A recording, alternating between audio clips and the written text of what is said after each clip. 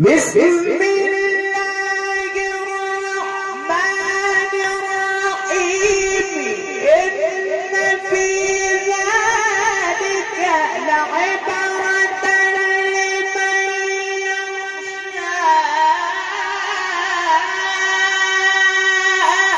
أنتم أشد خلقا أم السماء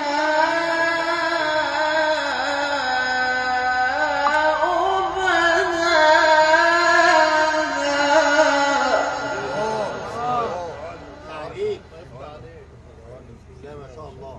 اذكر الله.